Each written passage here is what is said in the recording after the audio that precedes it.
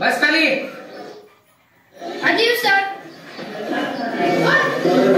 या साहेब, तुमचीच वाट पाहतो. तुम्ही जा बाहेर उभा राहा.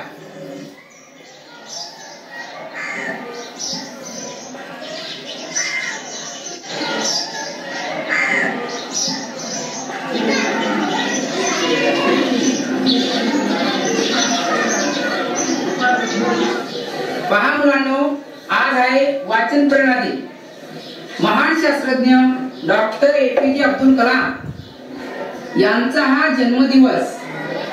ते आपल्या भारत देशाचे महान शास्त्रज्ञ होऊन गेले.